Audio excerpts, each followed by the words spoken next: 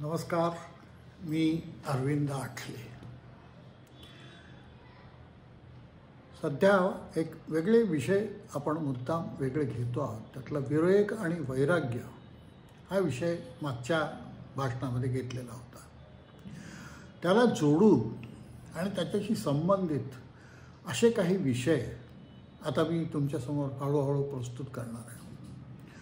साधक उत्तम झाला पाहिजे, त्याच्या मनात कुठलेही संशय असू नयेत. संशय असलेला साधक होऊ शकत नाही. त्यामुळे साधक कसा असावा, कसा नसावा, गुरु कसा असावा, गुरु कसा नसावा, ह्या सगळ्या वेगवेगळ्या विषयांची साधक पाधक चर्चा आपण करणार आहोत. त्याच्यामध्ये आज आपण हा विषय घेतला आहे की साधक कसा असावा. गुरु आणि साधक हे दोन जे काही विषय आहेत, हे तसं म्हटलं तर साथा चरवण चौथा झालेला आहे सगळ्या विषयांचा. इतक्या प्रमाणात तुम्ही ते सगळ्या वेगवेगळ्या ठिकाणाहून ऐकलं असेल.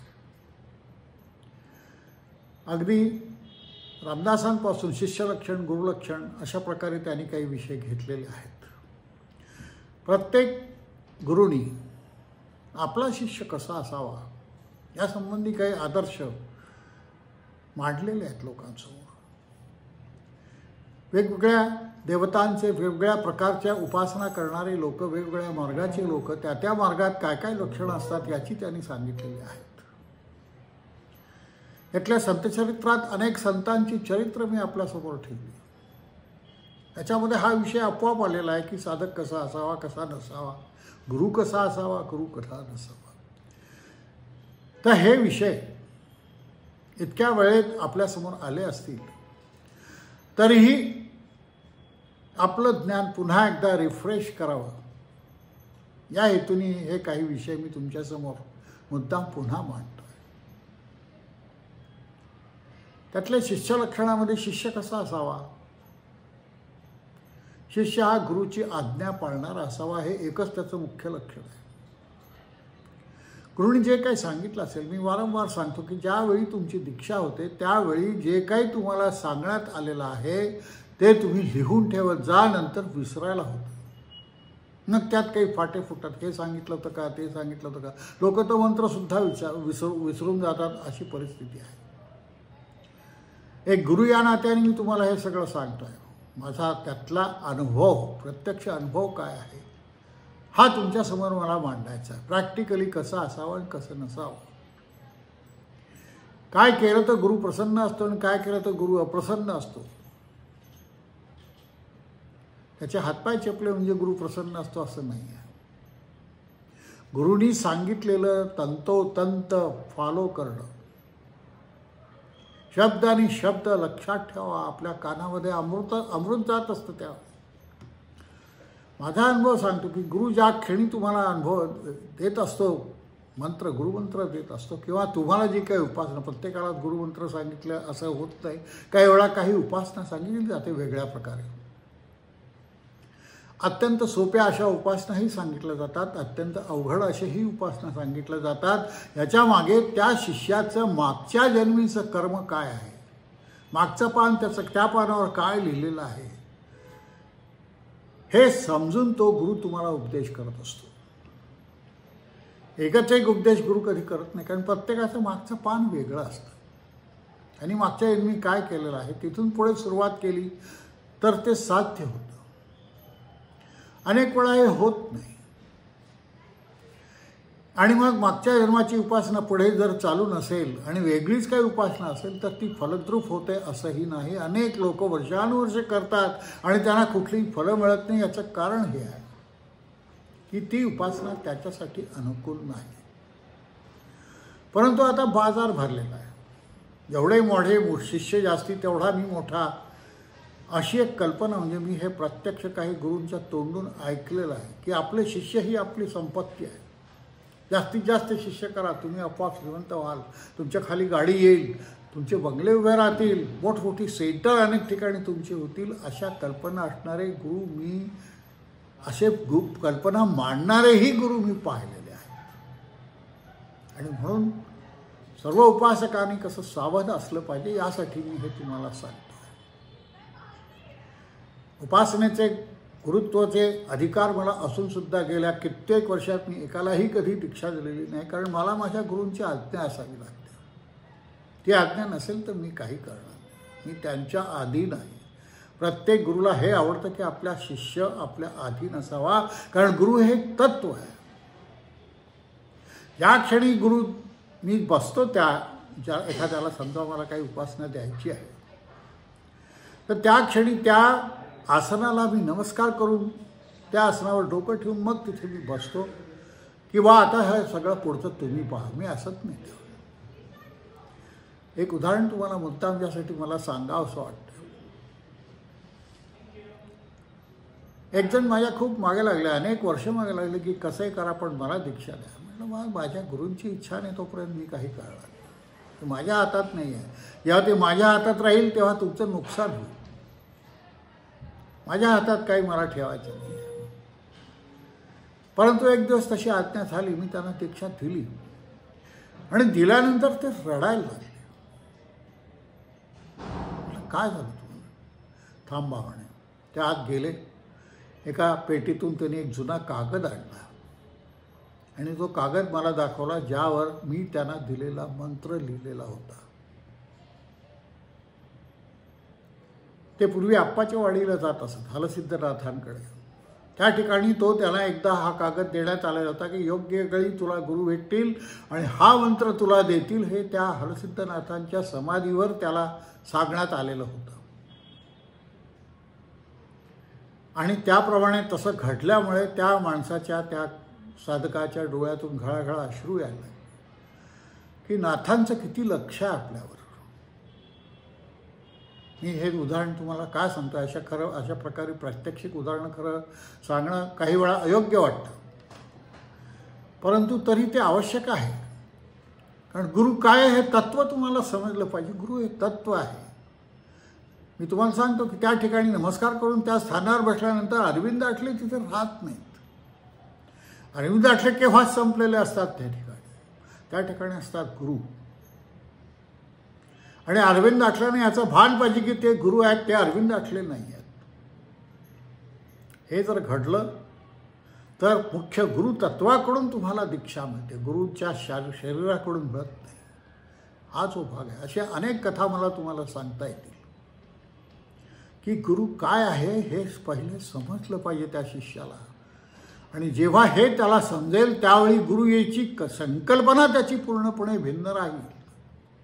ही संकल्पना मूळ जेव्हा त्याच्या डोक्यात राहील तेव्हा तो आदर्श शिष्य आपोआप होईल. या साधकाची मी तुम्हाला गोष्ट सांगितली, त्याचा नंतर आता खरं माझ्यापेक्षा पुष्कळ वयाने मोठे होते ते, परंतु बालकभाव त्यांच्यात होता. आपला बालकभाव आपला कायम राहिला पाहिजे. गुरुवर प्रचंड श्रद्धा पाहिजे. त्याने मला एक सांगितलं की मी जेव्हा जाईल तेव्हा तुम्ही माझ्या जवळ असावे आणि त्याआधी महाराजांचं मला दर्शन व्हावं. आश्चर्य म्हणजे ते गेले त्यावेळी मी खरोखरच त्यांच्या जवळ होतो. आदल्या दिवशी मी त्यांना भेटायला गेलो होतो. बेड रिटर्न होतो. आणि त्यानंतर घटना जी झाली ती एक विलक्षण गुरुतत्वाची ओळख करून देणारी अशी ती घटना होती. त्या दिवशी ते नंतर एकदम त्यांच्या बेड रिडन अवस्थेत ओरडायला लागते. आपल्या सुनेला हाक मारली त्यांनी, अगं अगं महाराज आलेत, महाराज आलेत, त्यांच्यासाठी काही गोड कर, नैवेद्य दाखव. आता हे असे आलेले महाराज त्यांच्याशिवाय कोणाला तिष्ठ शक्य नाही. परंतु महाराजांनी त्याची ती इच्छा पूर्ण केली. ही तत्व हे जे आहे हे गुरुतत्वाने त्यांची इच्छा पूर्ण केली, कारण त्यांचा भाव उत्कट होता. मी एक शिष्योत्तम नावाचा एक व्हिडिओ त्यांच्या नावाने या चॅनलवर दिलेला आहे. अत्यंत बालिश म्हणण्यापेक्षा बालक भाव. समोरचा गुरु हा सर्वश्रेष्ठ आहे आपल्यासाठी. आणि तो जे म्हणेल ते शब्द ऐकायचा, एवढंच त्यांचं धोरण होतं. असा शिष्य नेहमी आदर्श असतो आणि अशा शिष्यावर गुरुचंही प्रेम असतं आणि ज्याच्यावर प्रेम असतं त्याला गुरु अलोट काही देत असतात. परंतु आपलं असं होत नाही. हे असे शिष्य दुर्दैवाने सगळ्या प्रकारची माणसं, सगळ्या प्रकारचे शिष्य मी बघितलेले आहेत. वरवर दाखवताना भर रस्त्यावर तुमच्या ते पाया पडतील, परंतु आत तो भाव असत नाही. हे वरचं प्रेम, वरचं सोंग असतं. मी मागे तुम्हाला सांगितलं की गाणगापूरला असताना ज्या लोकांना मी दीक्षा दिली त्या प्रत्येकाला उघडं नागडं करून मला महाराजांनी दाखवलं होतं, हे असे शिष्य आहेत, यांच्या हे या इच्छा आहेत आणि हे तुझ्याकडे येण्याचे कारण ही आहेत. परंतु माऊली प्रेमळ असते. ते कसेही असले तरी ते शिष्य आहेत आणि त्यांच्यावर प्रेम करायचं, गुरुत्व माऊलीचं प्रेम करायचं, त्यांच्यातले दोष कधी काढायचे नाही. ते तुम्हाला माहिती आहे, ते कधी दाखवायचं नाही आणि न दाखवता त्यांच्यावर आनंद आणि प्रेम करायचं. त्यांना नेहमी चाचपत थोपटत राहायचं की नाही रे कर. प्रेम हा गुरु आहे. गुरुचं पहिलं लक्षण प्रेम. धुळ्याच्या दादा रुद्रांकडून मी दीक्षा घेतली होती. त्यांची जी दृष्टी पाहिली की उचंबळून येत असते. प्रेम काय असतं हे मी त्यांच्याकडून शिकलो आहे. गुरुनी प्रेम कसं करावं. धुळ्याला मी गेलो की 8-10 दिवस ते मला सोडतच नसत. त्यांचं प्रचंड प्रेम आणि त्यांच्या डोळ्याबद्दलचे भाव होते. विशेषतः महाराजांना जेव्हा नैवेद्य दाखवायची पाळी येत असे, विशेषतः उत्सवांमध्ये, तेव्हा त्यांच्या डोळ्यातली करुणा आणि प्रेम पाहून मी करुणा आणि प्रेम शिकलो. आजही त्यांची आठवण आली की मला असं गलबोलून येतं. हे गुरुचं प्रेम असतं. हे प्रेम आपल्याला मिळवायचं असेल तर तुम्ही प्रेम करा. प्रेमात प्रचंड मोठी शक्ती आहे. गुरुची आज्ञा पालन, तो आपल्याला काही वेगळं विपरीत सांगणारच नाही याची खात्री पाहिजे तुम्हाला. ही खात्री ज्या क्षणी असेल त्या क्षणी गुरुचा शब्द तुम्ही ऐकाल. त्यांनी जे काही सांगितले, जे काही नियम सांगितलेले असतील, त्याचे काही उच्चार सांगितले असतील, त्या मंत्राच्या उच्चारालाही प्रचंड महत्त्व आहे. दुर्दैवाने त्यावेळी ते आपल्याला रेकॉर्ड नाही करता येत, परंतु तुमच्या मनावर त्याचं रेकॉर्डिंग व्हायला पाहिजे ना. हे जर मनावरचं रेकॉर्डिंग तुमच्याकडे ताजं असेल तर तुमच्या हातून त्या गुरुवर प्रेमाशिवाय दुसरं काही होणार नाही. मी तुम्हाला सांगतो, या क्षणी माझी दीक्षा झाली आळंदीला. आता त्याला किती वर्ष झाले, 1999 सालची गोष्ट आहे. त्याच्याही आधीची असेल. आता मला सालही आठवत नाही, इतके वर्ष मध्ये होऊन गेले.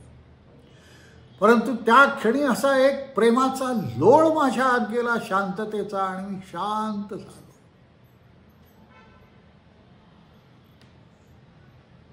उचंबळून येत होतं सारखं की आपण काय मिळवलंय आज.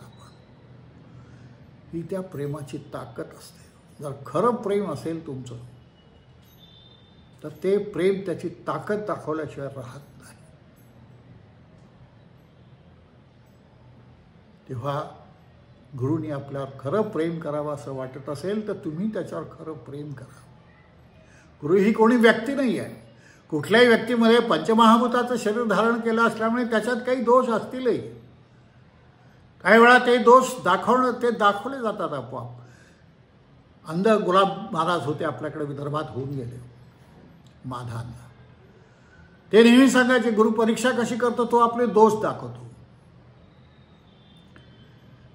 आपल्यामध्ये दत्ताचं वर्णन केलेलं आहे, बाकी अंकावर स्त्री घेतलेली आहे आणि मदिरा आहे.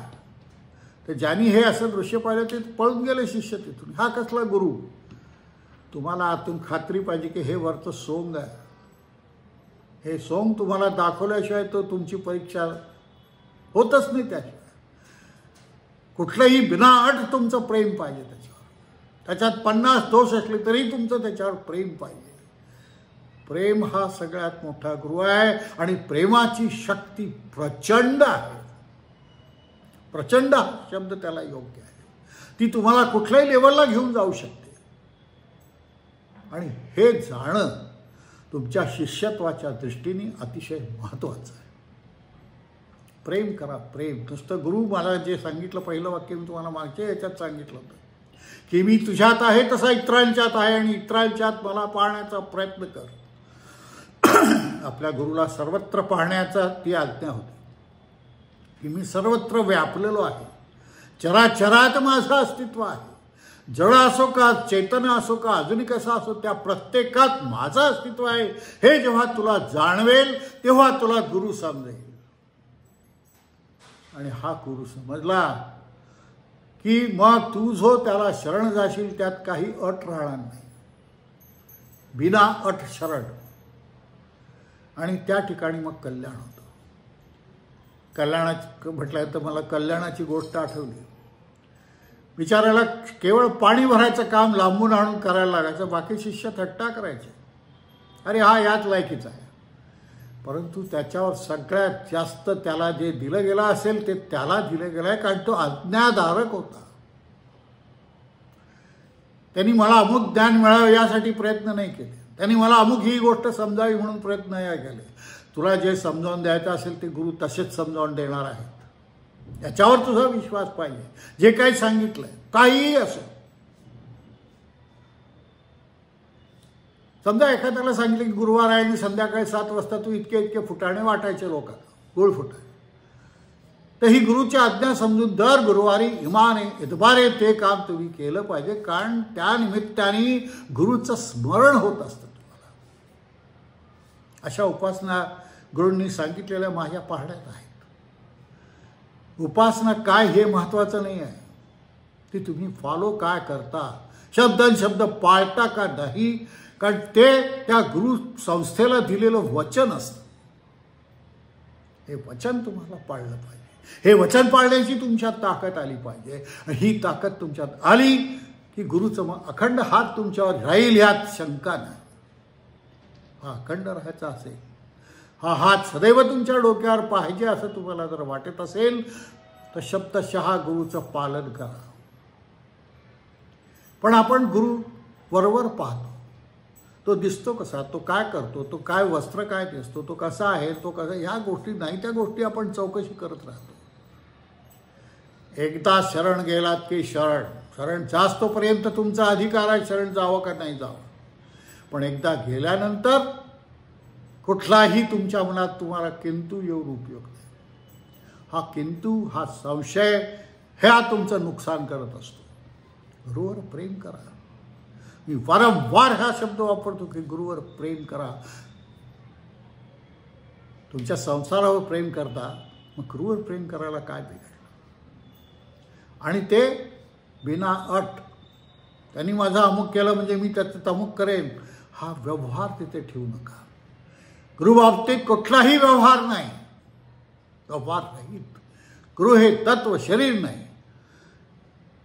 त्याने एखादी चूक केली तर ती चूक तुम्ही दुर्लक्ष करण्याची तुम्हाला सवय पाहिजे, कारण ती चूक गुरुचं शरीर करत असतं, गुरु करत नसतो.